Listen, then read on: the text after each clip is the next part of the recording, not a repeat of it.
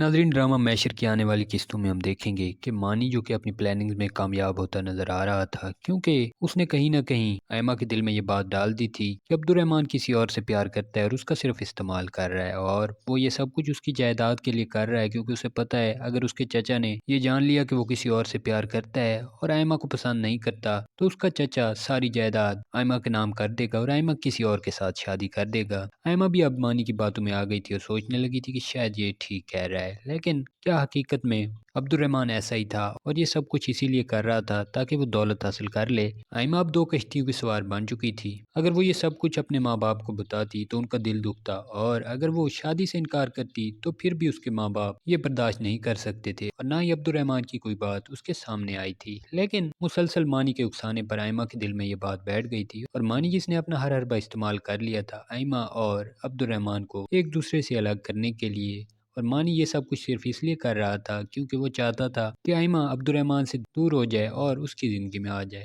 آئمہ جو کہ نہ چاہتے ہوئے بھی اس کی باتوں پر یقین کیے جا رہی تھی اور عبد الرحمن سے دور رہنے لگی، اور جب بھی عبد الرحمن اسے اس کی بے رخی کی وجہ پوچھتا تو وہ ٹال مٹول سے کام لیتی، کیونکہ آئمہ پہلے خود عبد الرحمن کے پیچھے پڑی تھی اور بار بار اس سے خود ہی اپنی شادی کی بات کر رہی تھی، لیکن اب حالات بدل چکے تھے اور آئمہ ایسا کچھ بھی نہیں کر رہی تھی۔ یہ تمام باتیں عبد الرحمن کے دل میں بھی وہم ڈال رہی تھی کہ آخر ایسا کیا ہوا جو اچانک آئمہ کا رویہ بدل گیا میرے ساتھ، اور وہ ایسا کیوں کر رہی ہے؟ کیونکہ عبد الرحمن کا کوئی بھی انٹرسٹ نہیں تھا آئمہ میں، لیکن آئمہ پہلے دن سے ہی عبد الرحمن میں انٹرسٹ دکھا رہی تھی اور وہ سوچ رہی تھی کہ اس کی شادی عبد الرحمن کے ساتھ ہی ہوگی، نہ کہ مانی کے ساتھ۔ ادھر عبد الرحمن یہ ساری باتیں دیکھنے کے بعد آئمہ سے پوچھ لیتا ہے کہ آخر کیا وجہ ہوئی کہ تم ایسا رویہ رکھے ہوئے میرے ساتھ، اور یہ سب باتیں کیا مطلب ہے؟ تو آئمہ کہہ دیتی ہے میں تمہیں جواب دے نہیں ہوں، اور نہ ہی ایسی کوئی بات ہے جس کے لیے مجھے تمہیں جواب دینا پڑے، اور ہمارا بھی ایسا کوئی رشتہ بھی نہیں ہے جس کی وجہ سے تم مجھ سے ایسا کوئی سوال کر سکو۔ تو کیا اب آئمہ اور عبد الرحمن کا نکاح ہو پائے گا یا کامیاب ہو جائے گا مانی اپنی چالوں میں؟ یہ تمام ڈسکشن آنے والی ویڈیوز میں کریں گے۔ اس سے پہلے اگر چینل پر نئے ہیں تو چینل کو سبسکرائب کر لیں، اور اگر آج کی ویڈیو اچھی لگی ہے تو ویڈیو لائک کر دیں۔